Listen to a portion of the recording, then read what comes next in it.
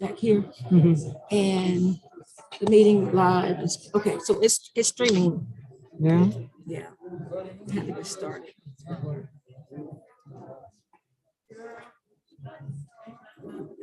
I'm coming, y'all. She made it, I saw.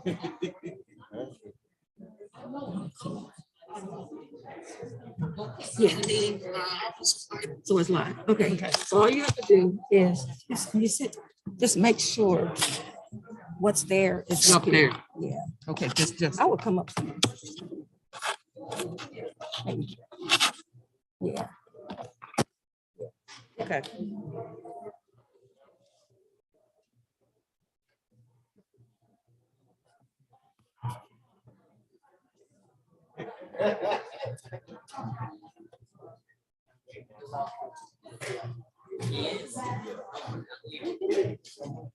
We're sitting up there. Oh, that's okay.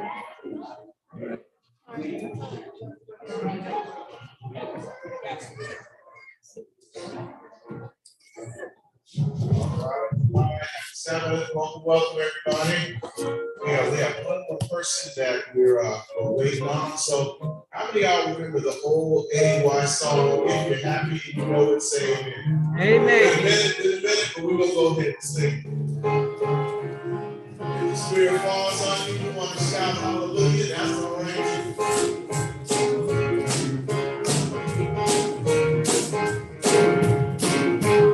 If you're happy, then you know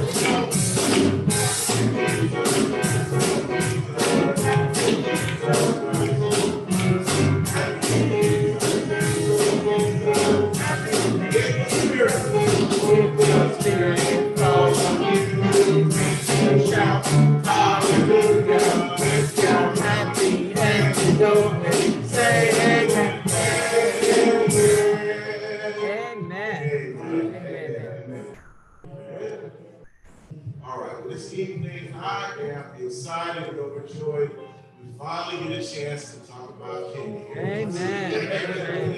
And so I'm just excited. SDA and the crew, we really had a God-blessed, exciting experience. We get a chance to talk about things we did, things we saw, how the Lord worked and provided and gave miracles. So I'm going to introduce to some and present to others our principal, Aaron. Amen. Well, it's really good to be here with you this Saturday evening, and we really are just brimming with blessedness from the experience that we got to have together on this mission trip to Kenya. We had 75 people that traveled a very long way. I think it was something like 35, 40 hours. 5-hour drive to Chicago, 13-hour flight to Doha, Qatar, 6-hour flight to Nairobi, Kenya, 7-hour drive on bad roads to a really remote corner and a beautiful corner of Kenya. And the Lord really did bless. excited to share with you a little bit about it this evening. In Luke chapter 4, there's a story from the very beginning of Jesus' ministry. He's just gone out and been through the wilderness temptation and is just getting ready to start his adult ministry. He goes back to his hometown, Nazareth. And on Sabbath day, he goes to the synagogue, and he's kind of a local boy of home, and he's invited to come up and read from the scriptures in the synagogue. And he steps up, and he probably could have picked any passage that he wanted. But in the scroll, he turned to this passage from Isaiah 51. And he reads this: "The Spirit of the Lord is on me, because he has anointed me to proclaim good news. He sent me to proclaim freedom to the prisoners and recovery of sight for the blind, to set the oppressed, to proclaim the year of the Lord." Isn't that a beautiful phrase, the year of the Lord's favor? To think that out of the thousands of years of Earth's history, that there was this year where God broke through into our reality, the dimensions that we live in. And so here he is as a young adult, before the people who saw him grow up. And he reads this passage, and it's interesting. The next verse, it says, he rolled up the scroll and gave it back to the attendant and sat down. Then it says, the eyes of everyone in the synagogue were fastened on him. That somehow the people who were sitting there, it was like you could cut the tension with a knife. It was like they knew that Jesus was this passage that he chose. They're thinking like, okay, what's next? And he's already sat down. And then he says to them, today, the scripture's been fulfilled right here. Jesus is making an audacious claim to the people who saw him grow up. He's saying, I'm the one that Isaiah was talking about. And out of all the passages that he could have chosen predicting the coming of the Messiah, he chose this one kind of as his personal mission statement at the very beginning of his ministry. His personal mission statement. Jesus saying, this is what I've come for. Let's look at it again. The Spirit of the Lord is upon me. He's anointed me to proclaim good news. This is why I've come. He sent me to proclaim freedom to the prisoners. Shackles come off. Recovery of sight for the blind. Healing. Set the oppressed free. All the ones that have been outcasted, all the ones that have been ignored, all the ones who felt left behind. Jesus is saying, this is why I came. My personal mission statement. And for the rest of his ministry, this is what he lived out. So if you wanted to be around Jesus when he was walking this earth, you had to go find the poor. That was the only place you could find him. You wouldn't find him at the Sanhedrin. He wasn't hanging out at the conference office. You had to go to the poor. And it's been that way ever since. If we want to encounter Jesus, he kind of told us when he left that he would still be here on this earth in disguise, that he would be the poor. We can find him there. Whatever you do, the least of these, my brother, you're doing it for me. That's me. So if you are going through life wondering, why hasn't God drawn close to me? Why am I not encountering him in a way that I know he's with me? So that's why we do mission trips.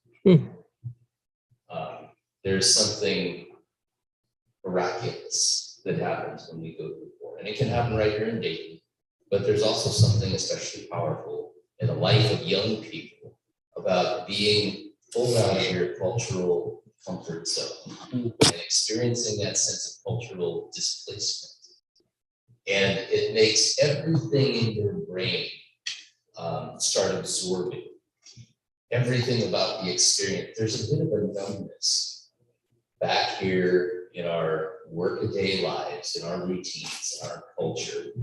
I think that maybe things don't penetrate. But when you have that sense of cultural displacement and you're among the poor, that I think we meet Jesus. And that's what happened for us on this trip to Kenya. And I want you to hear a little bit about it. And so we've got some of our students and some adults here who are going to do a little sharing. And we're sharing just because we can't keep it in. We had such an amazing time and such a powerful experience. Now, any trip like this, there are probably hundreds of little memories that make up the fabric of the way you look back. If you were to reduce it to numbers, which you can't, well, here's what it would amount to. We had 2 medical teams that went out every day to little villages, and they did field clinics, and everybody in the village who had some ailment would come and line up, and those medical teams would process those patients and try to get them the best treatment. A dental team that treated quite a number of patients in the dental clinic, and they got to do some remarkable work. We had a dentist along that allowed the students to extract teeth. You're going to see in the video we'll show here in a bit, the very first tooth that one of our students, Malia Knowlton, got to extract. She pulls that tooth and she looks at it and her eyes this big. And as they went through the week, there was a lot of teaching that went on, and our dentists started allowing those kids to practice on those extracted teeth, drilling out the cavities and filling them. So they got practice doing that. And by the end of the week, I walked in one day to shoot a little video, and the dentist was in the assistant's chair. One of our kids was in the dental chair, drilling out a cavity on a real live human being, and did the whole filling. We had 2 kids that got to do that, drill out the cavities, do the fill. They were practicing dentistry out there with good supervision. We also had 2 construction teams. One of them worked on digging the foundations and building the foundation walls for a new maternity clinic that's going to allow for the Maasai women out there to be able to deliver their babies in a safe environment. Another construction team building trusses from scratch and putting a roof on a dining hall for a little Maasai school. Little Maasai school has 800 kids that come out of the bush. DDS team that shared Jesus with 300 kids. And water filtration system. You're going to hear more about that. I won't steal thunder. But just an incredible amount of good work among the poor and meeting Jesus in the process. When we look back on this trip many years from now, there'll be lots of memories, but every one of these trips has kind of a signature story. Stood out, and there's no question on this trip, there's a story of little Alfred. Alfred is a 1.5-year-old boy who came to one of our dental clinics in real distress, real medical distress. And I want you to hear about that from, well, the words of Hamilton, people who were in the room where it happened. So I'm going to invite up Ellie Sauser and Sam Schneider, and they're going to share a little bit about their experience with Alfred, and there are going to be some photos that will go along with that.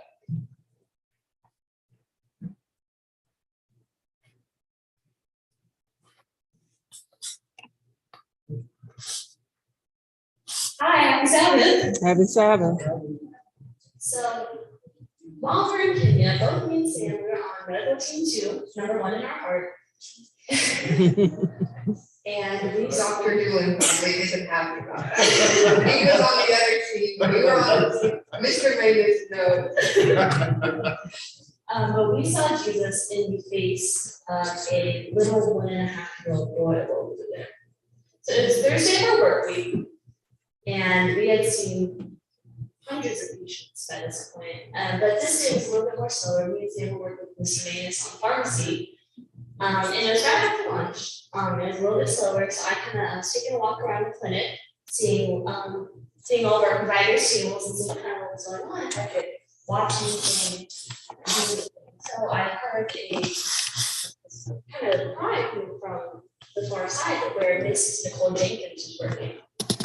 And so I walked over there, and I'm watching all this happen, and there's a baby in mom's arms, and he's crying, screaming, whatever. And so I went a little bit, and then an arm just reaches out from the blanket that this little baby swaddled in, and it's covered in second-degree burns all over the room. And even from where I was, sorry. Oh, cool. Anyway, so even from where I was standing, the burns smelled like death. There was pus coming all over it. There were tea leaves stuck to it, and like hair sticking on. And that's one of the things we learned when we were out there is they use what they can for medical supplies. So they had like to treat wounds, so they put tea leaves on the burn to try and help it, which I mean, we know that's not gonna work. And they also, one thing we found, what they would do is they would chew up pieces of like a tree bark and like shove it into wounds, and like that was how they like had makeshift band-aids. So it was really nice. I think that we were able to go out there and like help and provide real medical supplies. So the mom and the baby are there, and so Mrs. Jenkins is gently explaining to them, hey guys, I'm going to clean the wound and it will hopefully get better. And actually the mom had come there searching for a treat-all sort of treatment, kind of like Tylenol, hoping that the baby would be able to take it orally once and they'd be done and then it'd be clean. But for that kind of burn, what really needs to happen is a deep cleaning of it, so it's going to hurt a lot, it's going to feel worse before it's going to get better. And as soon as the mom heard that, she picked that tiny little baby Alfred and she booked it out of there. Refusal of care. And Miss Jenkins says, I mean, man, nothing like this would ever happen in the States just because we have CPS. So that was really hard to watch. I've never seen anything like that. I've never seen medical stuff like that. Even Miss Jenkins, it was devastating for her. So, unbeknownst to us, actually, Dr. Yu and Miss Jenkins, they prayed a prayer. And it went something like, dear Jesus, please impress upon this mother to come back here so that we can treat this baby boy. Because worst case scenario, truly, that baby could have died if that infection was left to fester on. And so I didn't see the little boy when he first came, so like I didn't know how serious it was, but you could just tell like the mood changed. Like everyone was just all like really sad, and my wife were crying, and like we came to help, and like people are refusing our care, and it's just that's really hard because we're not used to things like that. And so then like 4 hours later, I just see this like lady come back, and like everyone's swarming her, and I was really confused. And I just saw like this lady holding like a baby with like a blanket over him, and I saw like his arm, and I knew that was Alfred. And everyone's freaking out. Like God answered prayer. He came back right as we were packing up, ready to go. So we were actually, this was blessed. We were able to take baby Alfred and his mother and our Land Rovers off to the African Mission Services clinic. So we were able to go into a little medical room, into a room that was not sterile, but it was clean. And I don't know much about obviously treating burns, but it was a miracle that we were able to find Aquacell. Doesn't really mean a lot to me, but to Mrs. Jenkins, she was just blown away. It's something where it's able to treat the burn, treat the infection without having to redress it more often. So that was great for just circumstance. And so I got the baby, I'm kind of straddling him, or not straddling him, but I'm strangling him, holding him like a basketball union practice. And he's crying, he's in a lot of pain. So Dr. Yu, she tells Noah, she goes, hey Noah, why don't you sing a song to help everyone in the room? And so Noah starts singing a song in Swahili. But then he moves on to another song, he moves on to the blessing. And so the lyrics of this song were, the Lord bless you and keep you and make his face shine upon you. And his face was shining upon us in that little room because all the things that have surmounted to this point had led us to that right there. So it was about an hour, and Mrs. Jenkins had finished cleaning the burn. And Noah started singing I will rise. These are all part of our choir sacred repertoire pieces. So Noah starts singing, I will rise. I will rise when he calls my name, no more sorrow and no more pain. It was at this point that Mrs. Jacobs had finished dressing Vern and baby Alfred had stopped crying for the first time since Monday. And honestly, I've never had experienced anything like this, but like through music, we could really feel like the Holy Spirit. Like the Holy Spirit was in that room with us. And honestly, like I was thinking how like in heaven one day, like when we all sing you rejoicing to God, and like we'll feel it, just similar to that experience we had in the room. And for me, I like the beginning of the mission trip, I had been reading my Bible, but like I wasn't really feeling God, which is weird because like I'm on a mission trip. And so I had prayed, like, God, show me that you're like working with us here and that you're doing miracles. And then like 3 days later, this amazing miracle happens and we get to experience it. So it was kind of brought to our attention that Thursday night worship, we had worships every evening and morning. It was kind of told us, just the impossibility of this whole situation that we were in. 25 years ago, African Mission Services was established, and months ago, our locations were picked. Weeks ago, our teams were picked, and it was crazy because on our team, Mrs. Jenkins, who treated the burn, is a burn pediatric specialist.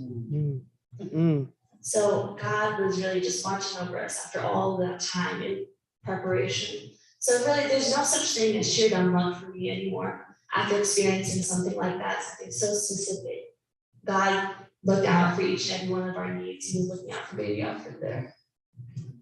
It was just such an amazing experience for us. Amen. Amen.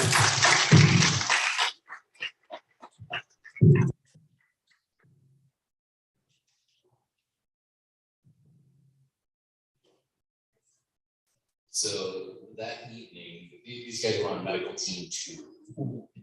And that was the best team. Yeah. I think we have biased opinions. But medical team 2 didn't show up for dinner because we stayed at camp, and these teams, construction and medical and dental, they every morning they would spread out, and these medical teams were going to different villages every day.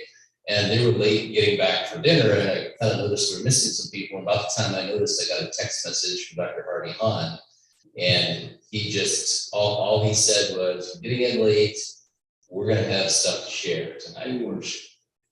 So that's all I knew. I was curious. And so every evening after dinner, we'd gather around the fire out here in just rural Kenya, and we'd share about the day, what the Lord had done. And so Ellie was the first person to share that night. And that whole story that you heard now, I think she now is able to stand here, and Sam, and they're able to tell the story and be quite composed about it. They weren't composed at all that night. There were a lot of tears as that story spilled out, because it was such an intense, very intense experience. And this little boy truly, with the infection, those wounds, without receiving treatment, there's a very good chance he would have died or lost his soul. And for these students, but not just the students, the adults too, get out of these situations and you can feel pretty inadequate to deal with what you face, because you don't have all the equipment and all that. And to have the Lord just provide that, and for the music to speak in that moment. Those kids learned those songs back at the beginning of the year, and in the choir, they probably learned them a little bit mindless. But that music gets put in them. If there are students in the choir at Spring Valley Academy, and it gets sung and it gets in their memories. And here we are in Africa in a very stressful moment where we desperately needed God's help. And they turned to those songs. And Noah Hahn right over here is the one that started singing. And those songs were a way to call out to God. It gave language and a voice for to take them to the throne of God in a very difficult circumstance. And Lord bless. By the way, I checked. Alfred's doing great. Amen. So that night, when they came to worship, they shared the story. And after they shared the story, I turned to Noah and just, Noah, would you sing the blessing for us? And he was a little hesitant, but he said, I guess. That's like a big ask for a teenage boy, by the way. Hey, would you sing a solo? And he said, I guess. And he started to stand up. And another one of the students, Mia, said, hey, I know the girls' solo part, I can help. And she stepped up to sing with Noah. And then several more kids who sing in the choir stepped up. And they sang the song around the fire after this incredible God-blessed experience. And it was, I think, for any of us who were there, it was one of the most sublime worship experiences. I mean, like right to the throne of God, around a fire. And so we had a little video of them singing that night. Can you put that up?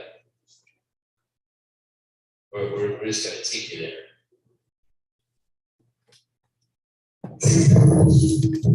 Sorry about this. Lord bless you. Make his face shine upon you. Be gracious to you. Lord, turn his face toward you and give you peace. Lord bless you and keep you. Make his face shine upon you. Be gracious to you. Lord, turn his face toward you and give you peace.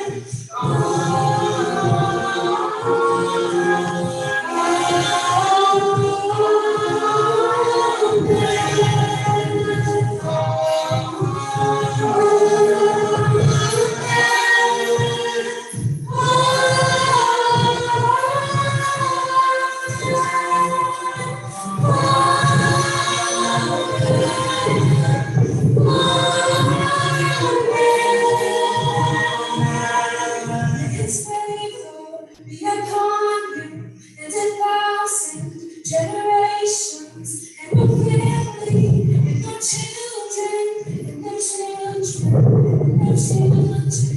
May his favor be upon you and 1,000 generations, and your family, and your children, and their children, and their children. May his favor be upon you and 1,000 generations, and your family, and your children, and their children, and their children. May his blessings go before you, and behind you, and beside you, all around you, and within you. He is with you. He is with you. The Lord bless you and keep you.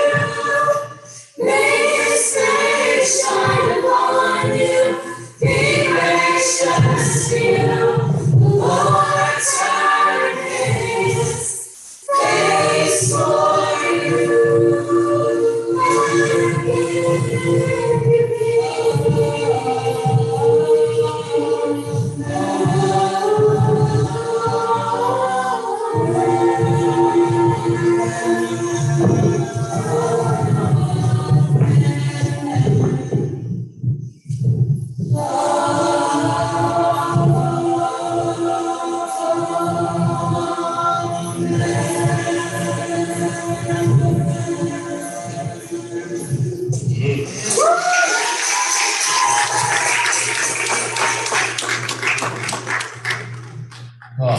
don't think music has ever spoken to me the way it did that night. Just sitting here watching that, boy, it takes me back. And 75 was sitting around fire that evening, and there were a lot of big, tough grown men with tears streaming down their face, pretending it was the school. But that's the Alfred story. We have a second video that I'm going to show you that is a more comprehensive look at what we experienced there. And so let's go ahead and pull that.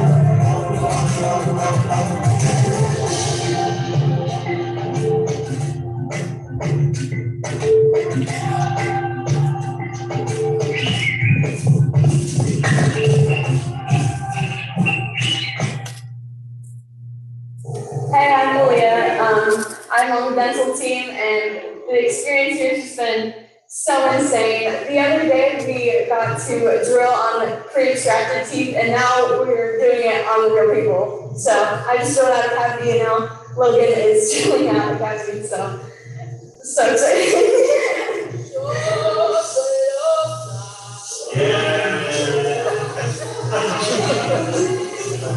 Working with Dr. Gamber has been so fun. He's really here to help us learn, and he gets us to do hands-on things, and it's been really fun and exciting.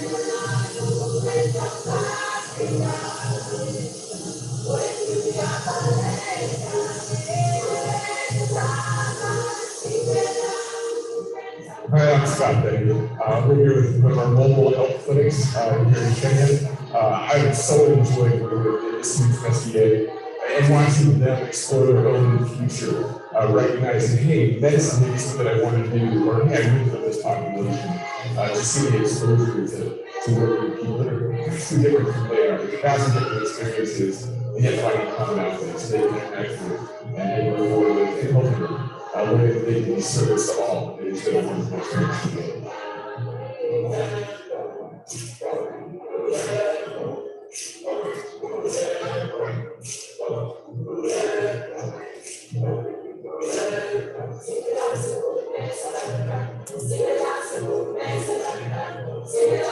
Hi, my name is Angel, and I'm an OD nurse. I'm a population consultant.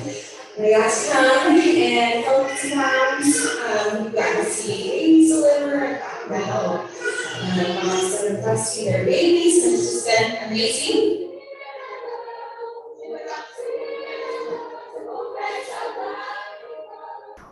I've learned different types of drugs, what they're used for. It's really interesting to read the diagnosis on the cards once the doctors give it to us. It's just been a really informative and enjoyable time.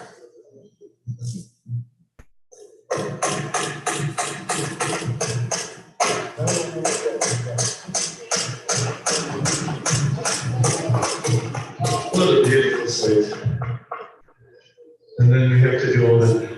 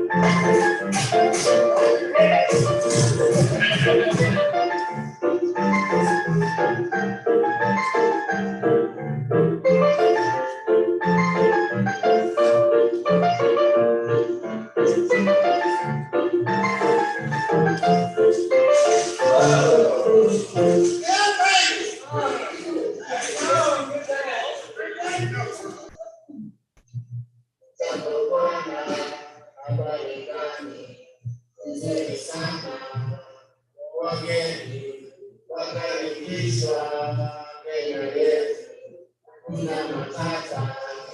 week, I've been part of construction clinic. What we're building here is a new maternity center. That way is going to be classrooms and ultrasound. This way is going to be 8 different rooms for moms to stay in before and after their birth, as well as 2 bathrooms and then a classroom at the end. And then this way is going to be a 2-story tower where they will have the more surgical or maternity ward. And on the 2nd floor is going to be temporary housing for doctors and nurses who want to come and stay for anywhere from 2 to 3 months. And so that's a good thing that we have now needed this space. And the kids have all been great. Construction is really hard, but they've stuck with it. It's hard to see what we've done, but we have helped them with the career. And then with the kids, they're fantastic. I mean, the young people really coming in here, getting their hands dirty. We're all tired and sweaty. We're just together. It's not just the older folks and the kids. We're all together as a family. And this has been incredible, absolutely incredible. So look at this amazing invention.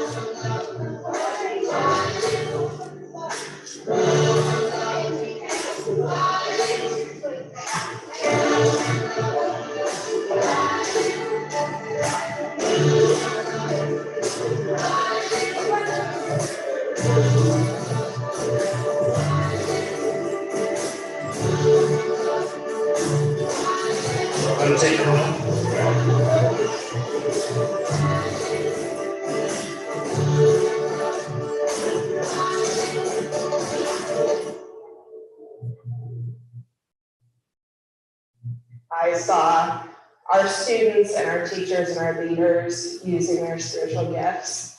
And I think one of the biggest ones is just willingness. We saw our students willing to be used in whatever capacity they have. In BBS, it was just making friends with kids, holding babies, getting peed on for the first time, and powering through when we had 291 kids. And it was amazing to watch them grow and form friendships. And I think we were all just filled up. Our cups are overflowing.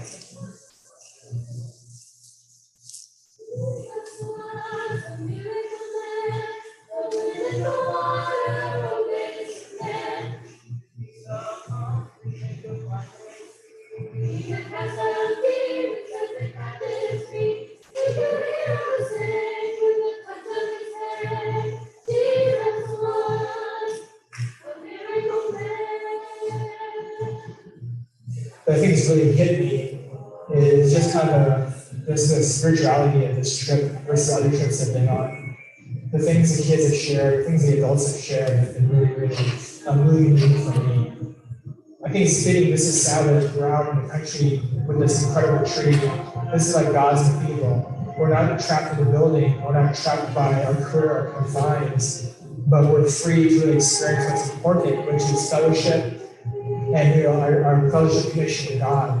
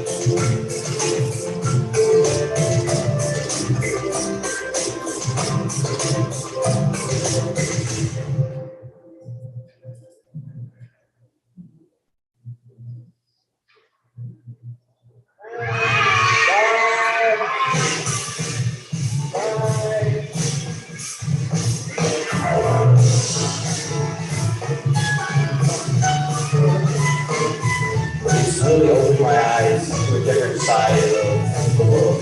I'm pressing on the upward way, new heights I'm gaining every day.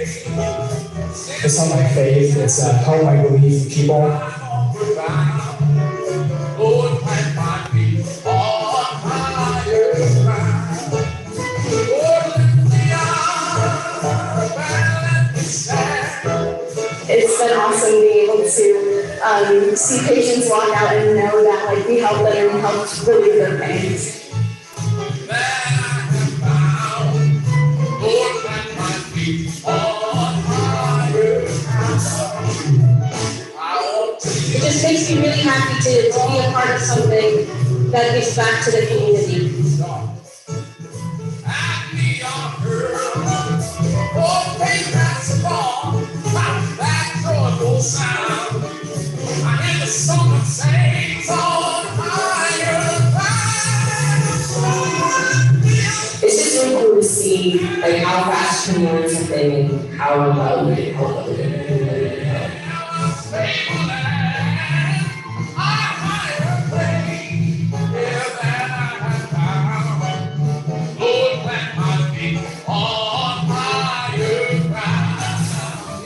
It's just been really cool to see how much I've changed in this journey.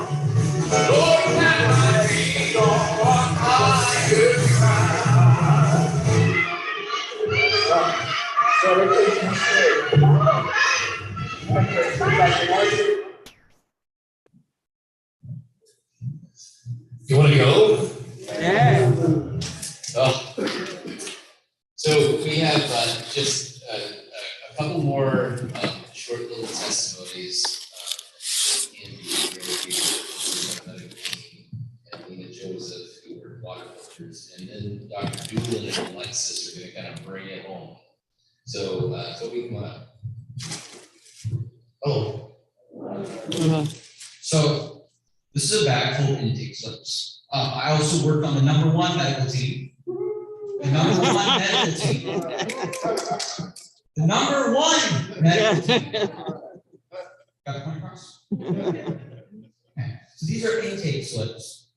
And these are the slips that we would run through intake, and people would write their claims down.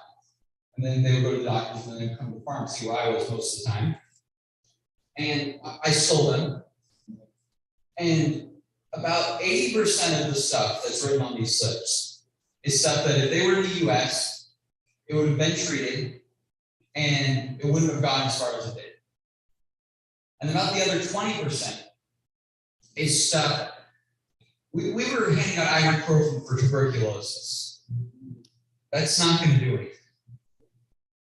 There was a lot of stuff coming through that we can give you the painkiller, but other than that, we cannot treat what you need us to treat without a hospital.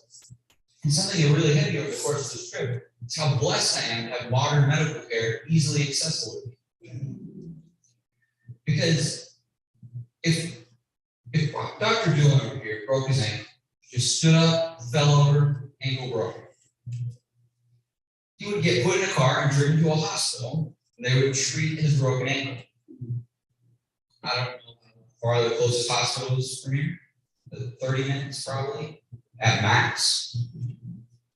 And there, 30 minutes gives you 5 miles. So stuff that here is not very serious becomes very serious when it's almost impossible to get treatment. So it just really hit me how blessed I am, how all of us are to live where we live and be able to get the treatment that we need for things that for us aren't serious, but for them can become very serious. Amen.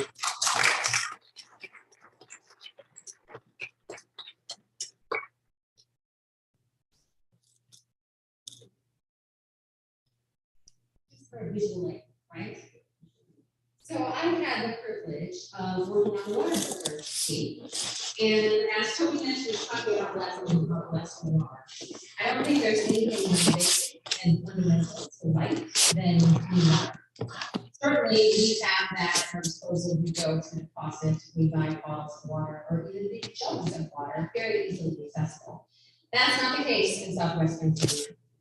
And so the experience that we had being able to provide water filters, if you haven't heard, so Ripple Effect is actually a local nonprofit organization that was started by Tisa Mukoff, who was a member of the Kettering Church. She was miraculously healed of cancer about, oh my goodness, I think 10, 11 years ago at this point. And when she went to Kenya in 2018, she came back very, very focused on wanting to give back. And with the support of Callie Campio, who is a teacher at Spring Valley, they really pulled together and organized a nonprofit organization called Ripple Effect. So I had the privilege of representing Ripple Effect in Kenya over this trip, but they work nonstop around the world constantly. And so if you're interested in learning more about it and getting involved, please go to rippleeffect.com and learn more about that. I have some slides. So this is our team going out on day one. And I'll be honest, we're very excited. We're going to make these big changes. We're going to offer clean water to people that don't have access to it, which is what we did. But the first couple of days were a struggle. There is an app that we use to be able to take information from those that we're giving filters to, be able to understand where they live, how many family members are going to be using the filter. We then can track where we dropped it off. And they're able to follow up, check and see if the filter is still working 2 weeks, 8 weeks later. But learning how to use the app, we only had 3 user logins. So the first couple of days, our goal was to pass out 100 filters a day. The first 2 days, we only passed out about 50 each day. And so by day 3, we had only passed out 100 filters. I thought, oh my goodness, we're never going to get through the 500 that we need to. But God works in mysterious ways. And on Wednesday, we realized that you didn't have to be logged in to the user app. You didn't have to be logged in to anything. And so as long as we had phones, we could take down the information. We could use all 4 of our translators. And if there was anybody that spoke English, we could take information from them. So on Wednesday alone, we passed out 220 filters and caught up. And by Wednesday, we're where we really needed to be in order to give out filters for the rest of the week. So you can go ahead and move to the next slide. This is us heading out. If you move to the next one, this gives you a really good example of where they're drawing water from. It's really a mud puddle. In a lot of cases, it might be a big mud puddle that's also being used for the animals to find water. And the animals go right down into the water, stand in the water, and that's what they're scooping up. Not because they don't know that the water is making them sick, but just because they don't have any other option. So these Sawyer water filters, because they are portable, are just an amazing thing. We then teach them how to clean it. So if you move to the next slide, we would drive out to really, believe it or not, this is kind of a central location in between villages. We would set up there, we would talk, kids would come, they would go back to their families and let them know that we're here. And believe it or not, a lot of them have cell phones. And so they're texting each other, going, come on down here and get a filter. We'd wait there for about an hour or so. A lot of people would assemble. You can go ahead and go to the next slide. We would sit them down and then do a presentation about how we can take care of the filter, how to backwash it every time that they go through a 5-gallon bucket. You keep going to the next couple of slides. Then you'll get to, you can see there's the bucket of water.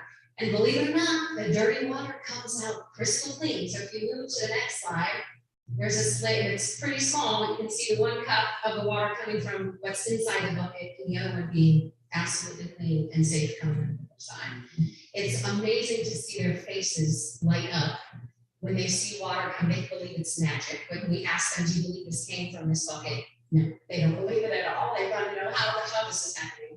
But realizing this is going to be life-changing. You go on to the next couple of slides. So this is us taking information from them. There's another couple of slides, and it'll show actually what the app looks like. One more. This is somebody, yeah. So we would take a picture of them. It shows on the map then where these filters are located, and so we're able to track them and keep track. So you can see we passed out 469 filters, but many of them have families of 10 plus people. So just on this trip alone, 5,100 people now have clean water, which is pretty amazing.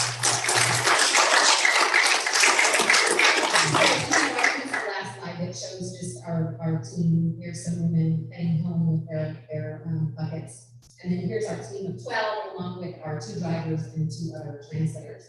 So 2 short testimonies. I told you about the first one being, it was just amazing that we got through all of the filters. The other testimony is that on the very last day, we had passed out all the filters. And it was really a little heart-wrenching because we would drive by and people are running after our truck, wanting one, and we don't have any more to give out, which is really hard.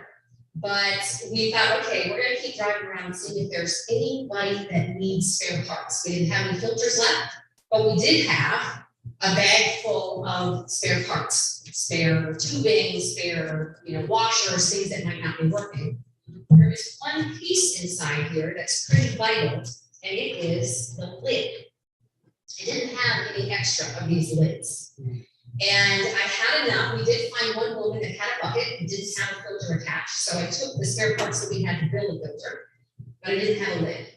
I thought, oh my goodness, what in the world are we going to do? I'm going to give them a filter and it's going to get dirty and it's going to be pointless here in a matter of probably minutes when she takes it back to wherever she was living. And so I said, okay, I have a couple of water bottles that I was bringing every day. Because the long story is I actually lost my water bottle in the airport, headed over to Kenya during this, 30-some-hour drive. And so every day I was just taking water filters or water bottles from the camp that I would have to drink during the day. I said, okay, well, I have a couple empty ones in my bag, took it off and I said, all right, Lord, work this out. Took it off and it fit perfectly, which was amazing. If you think about hundreds of thousands of different sizes of water bottles, that this is made here in the United States. We're in the middle of Kenya, and the only water bottles that they have access to fit the water filter was pretty amazing. And just another reminder of Isaiah 65:24, that before we even call, he's always working things out that we don't see. We don't have to worry about anything, because even before we recognize we have a problem, he's already had the solution.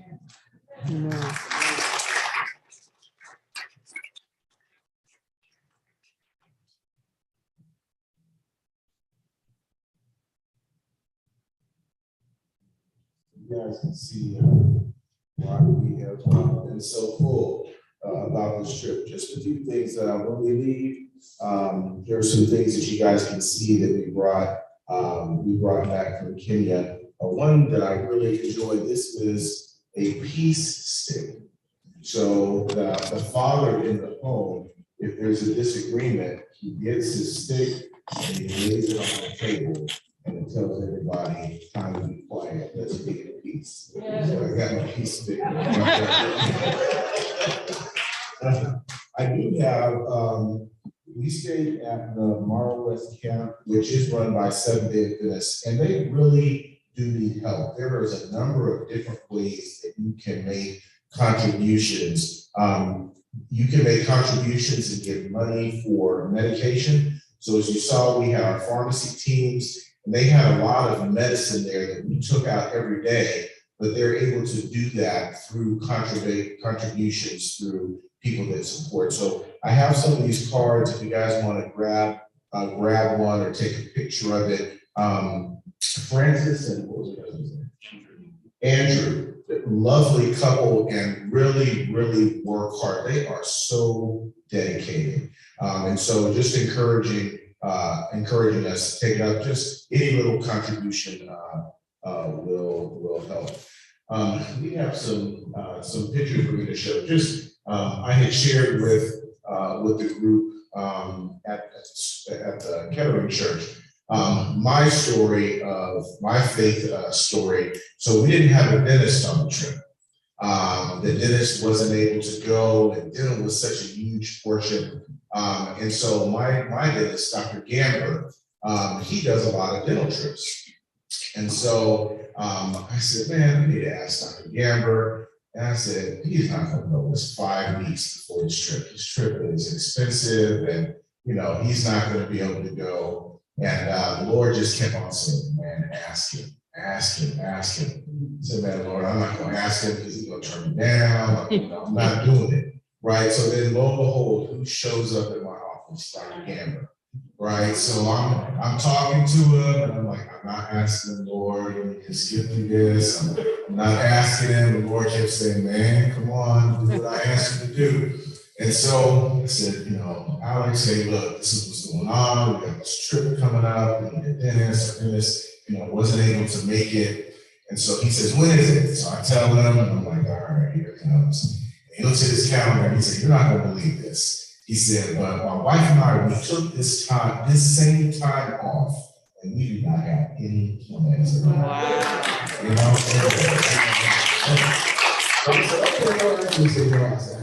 I called Principal Wilkins. I was all excited, probably sound like a kid. One of the students, like, man, you're not gonna believe what happened. The dentist may be able to go. Here's this information. Give him a call. And so then I didn't hear anything else. Waited a couple weeks. I saw Alex again, and he said, "Oh yeah, man. By the way, I'm going." I said, "Man." And so I said, "You know what? We have not because we don't ask, right? The Lord, He puts things in place. We just have to have that faith to take the step forward." So my faith journey started even before we went on a trip. And each night we did this thing we called stacking stones around the fire, and where people just testified about how good God had been, the things that they saw on the trip. It truly was a faith building experience. So we'll show a couple of slides. Alexis, do you want to say anything? Well, at least my experience with this trip, I was super excited to go because originally in 2020, I was supposed to go to Peru, and that unfortunately got canceled. So when I heard about Kenya, I was overjoyed, and I was super excited to go, especially because in 2014, I went on my first mission trip with my grandma. And ever since then, she had planted a seed in me that has blossomed ever since. And mission trips are the best kind of trips you can take. Man. So this was me and my translator, and she was such a blessing. So there's a slide that's going to come up in a little bit. We talked about witnessing, and I said, okay, you can stay there, Frankie. So I said, okay, we were at one of the locations. And I said, all right, here you go. Here's your chance. So I said, and we're at a Seventh-day Adventist church that we were doing our medical at. And I said, have you ever thought about going to church on the Sabbath? I said, this is Seventh-day Adventist church, and we worship on Sabbath. And she looks at me, and I said, this is not far from where you live. You could go to this church. And she says, I'm Seventh-day Adventist. I said, oh. And so we started talking, and she said, yeah. And I said, we have Pathfinders. She said, oh, my kids are Pathfinders too. And so we started talking, but the blessing was that there was a Seventh-day Adventist lady, I think maybe from Michigan, I'm not sure, that had come to Kenya years before, and she had built 18 of these shelters that we were in all over Kenya. And then over time, they're going to build these up into churches. So there was a church there, but then she had built the structure that we were working on. So it was really good to be able to share with a fellow Seventh-day Adventist. So these are some pictures, Lexo, the crew going. This is the Seventh-day Adventist church. So it doesn't take a lot to spread the gospel. Amen. So that's the outside, and this is the inside of one of the churches. I can go to the next slide. Now this is for those of you, I had to laugh to myself. So I always know when I went away to college, people play cards. We play spades and blues and all that stuff. You want to know where it comes from? Those are the brothers playing spades right there. So we were doing it, and I said, man, what are we doing? And I went over there, I was like, I guess we get it honestly. That's the clean water project. They were drilling the buckets, so they brought the buckets over, and they had to drill them there and assemble the buckets. Next picture.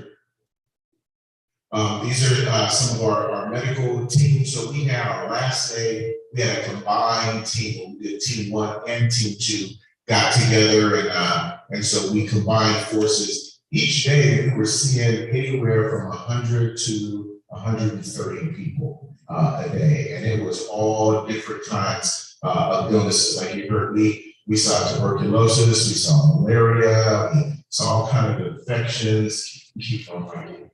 Some things we had medicine. This was on the left. This was one of the first days, and that was a lady with a neck mask that I found. And so she came and she had a neck mask. Unfortunately, there's no ultrasound. There's really no place around there to be able to send them. Really, Nairobi is the closest place, like 6 hours maybe, to be able to get specialty care. So some of this stuff was a little heartbreaking. I saw a boy and his mom came and said, hey, I just need some drops for this kid's eye. And I love the kid that got hit in the eye with a stick like 6 months ago, and he was blind. And, you know, so I had to explain to the mom, I'm sorry, there's not any drops that we'd be able to use, but there was no care that was there. So it was just so awesome that when we came, people just flocked because this was an opportunity for them to get worm medicine, antibiotics, medication for pain, cream, just things that they didn't have access to. We could provide those things. Next slide. We'll go back to next slide. Now this is a picture on the right. This is my favorite picture right here. This is one of the days we had, and this was just a little kid holding another little kid. I don't know, just something about this little boy holding their sibling. I just really, really love that picture. And in the other picture, there was a fascination with long hair. And so we had this fascination, and these kids were playing in hair all day, and they really had a good time. You keep going. Okay, so this was my realm of the mission trip. This was construction. So on the top, you can see that is where we were laying the foundation for the Women's Center. And then on the bottom, you can see that's where we were putting the trusses. So those are those two side by side. You can go to the next one. That was also BBS. So I swapped back and forth between BBS and construction. With construction, both projects really did touch me. Putting a roof on a building for a kitchen where the kitchens are cooking in there for almost 800 kids stacked on the roof. And knowing that we can put a roof on a kitchen to make like this little bit easier for them is, I don't know, it's such a blessing. And then the women's, one of the things that really touches me that I didn't think about, me and my friend Mia were taking nails out of the course, like more than people think about it. And then, you know, like I was like, isn't it funny that like this whole entire construction team is girls? Like, wouldn't you think it would be like teenage boys want to show off their muscles or whatever? And he kind of laughs at me and he was like, well, little do you know, you're sitting right in a spot where it's going to be a classroom where they're going to teach women how to care for themselves and care for their babies. And I'm like, that's amazing to know that I'm working on something that's going to be so monumental for people out there. Then again, this is BBS up on the left-hand side. That's the translator Moses and some of our friends. BBS was also such a great time just interacting with all the little kids.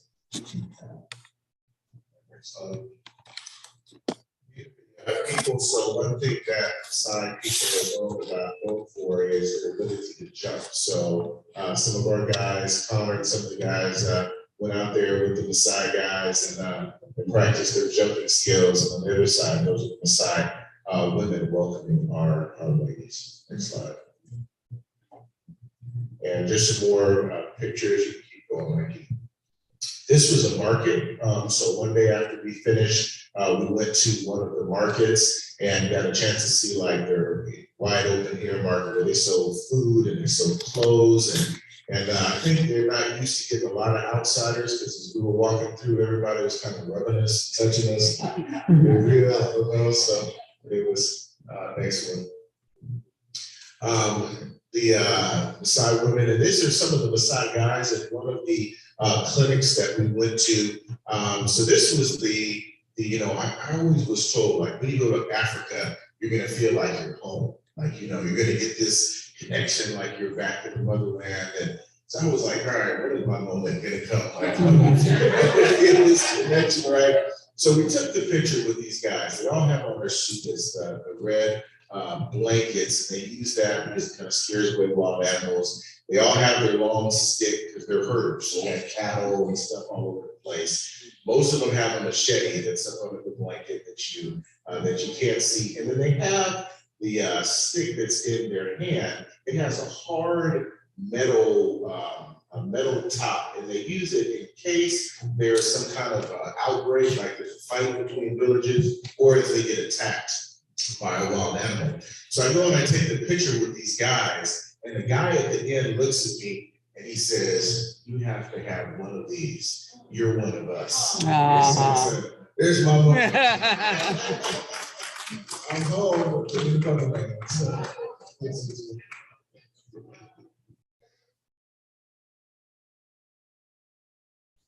Okay, so Mr. Wilkins wants me to share about my moment, which was I did get proposed to.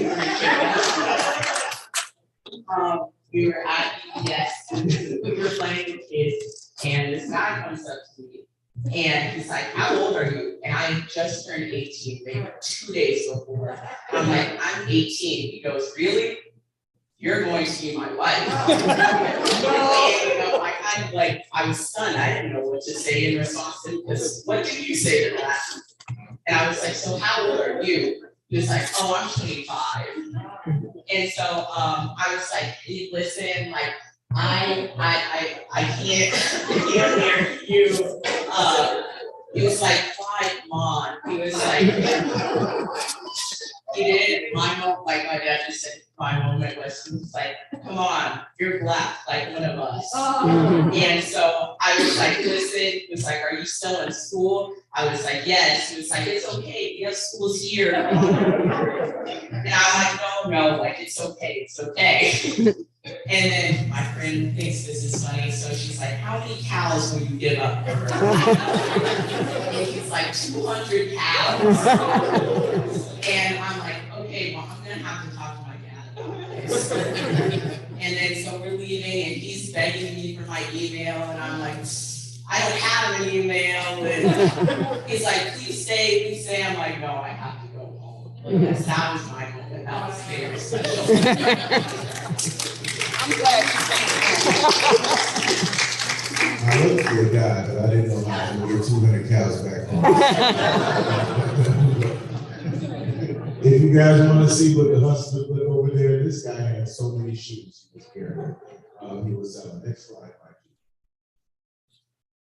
This is a picture of one of the side villages. So these are the actual huts. You learned so much. So actually, the women are in charge of building the huts. So when they get married, the woman actually builds the huts and maintains it. They're made out of mud and cow dung. No electricity on the inside, just a little fire pit. They cook their meals fresh every day. There's no refrigeration. But of course, ladies are not have to build it, but that's what it's decided. The women build the huts, and each hut that's built is for a different wife. So they have polygamy there. Now, what I did find out was that is really changing. It used to be that the fetal death rate was really high, right? And so they had a lot of kids, and they had 15 kids, and only 3 kids make it to adulthood. But now, because they have to have their kids born in a maternity clinic, that fetal death rate is not there anymore. And so a lot of the younger generations are not there lives any longer because of modern medicine. Next slide. Just some more pictures. Next slide. So these are some of the animals you guys saw. We saw so many animals. You can just kind of go through, Mikey. We saw the cheetahs, the lion pride. We were just all excited about seeing the lion prides. So I want you to stop here for this one. Our car that day on our safari got the chance to see this lioness. There's a video of it, but it's not this. She saw a gazelle or a toby or something crossing over, and then you can see these pictures I took of like her. She's walking over, she's crouching down, and then we got to see her bolt and try to catch the toby, which she didn't. But it was just like crazy to see that right in front of you. Balloons and giraffes. Next slide. lions, and another lion cry.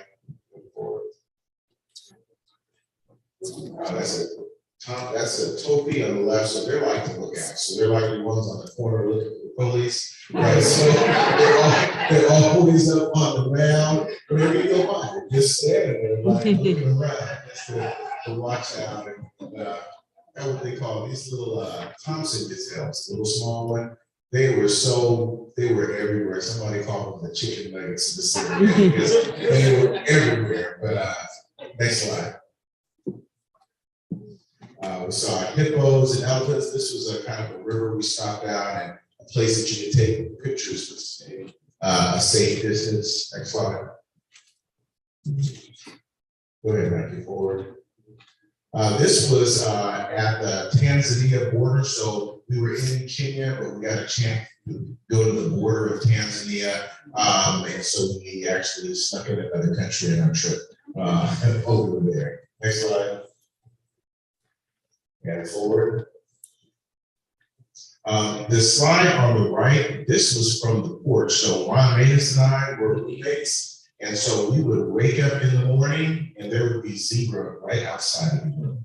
So there'd be zebra, there'd be those little Thompson gazelle, all kind of animals that were right outside. And you could just get there and sit quietly and they would just graze right there in front of you. It was really, really amazing. Next slide. This was a sunrise. So there was a place that was Sunrise Point. So people would just come out early in the morning and saw Ida Mae out there one morning because everybody was sitting quiet, nobody talked, and you just watch the sunrise. It was just beautiful. Next slide. Yeah, one cool thing about the sunrise is I'm someone who loves the sky, and watching the sun rise so incredibly fast. It's up in like 2 minutes. So it's like, you gotta get your pictures in as fast as you can because you're gonna miss it otherwise. So it was pretty cool. Next slide. And this is closing it out. This is worship. So of course, we were at the big tree on Sabbath. I told Alexis, we gotta do Wakanda forever, you know.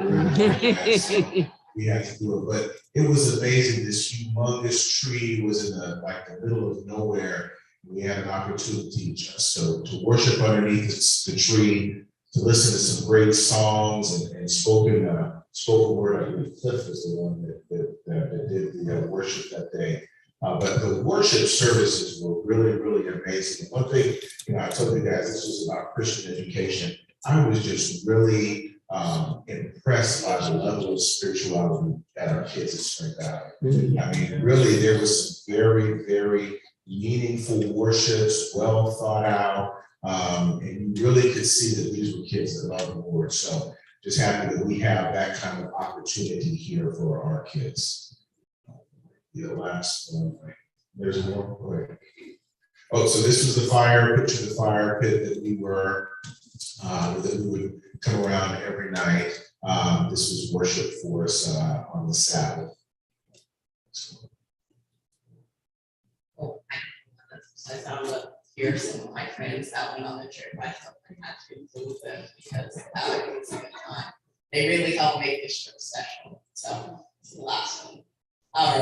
There's that's a picture, another picture of the Sunrise Point. That's actually more towards sunset. That's just one of the signs we came across. And then there's yeah, I just want to take this time to thank everyone who donated and made this trip possible because it was really life-changing. And there's so many stories and memories that I'll never forget for the rest of my life. And yeah, and one of the coolest opportunities, like I said, I had the chance to turn 18 there, and they had a big celebration. There's a video of me being quite embarrassed, but yeah, and I just want to thank everyone who made this possible because this really strengthened my relationship with God. So.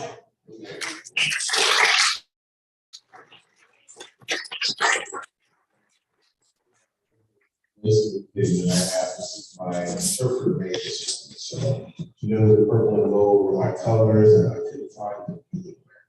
And so she said, you know what? I made those. So she went and made this in my hand in about 3 days. So, there was an individual like it before, but I just really appreciate him appreciate what you did just as a total thanks for what we're able to do. So just thank you to the church, all those that came out, those that contributed, not only to Alexis and I, but any of the students that went. Just thank you for supporting Christian education and being willing to allow not only this, but also the kids to really experience basic things. Just looking forward to the next question.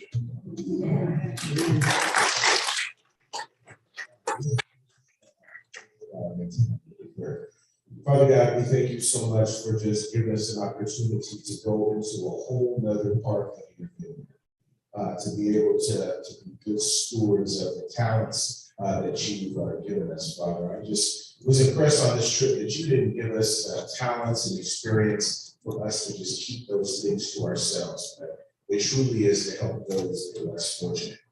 So Father God, I just ask that as we're here in our local vineyards, that we help out the poor, those that are less fortunate than us, that we take some time to be able to share with others the goodness of you as our Lord and Savior, but also tangible things that are going to be able to make someone's life better. I ask that you just take us all home safely, and just thank you for being a God that loves us and cares for us. We look forward to your soon coming. It's our prayer in Jesus' name. Amen. Thanks, everybody.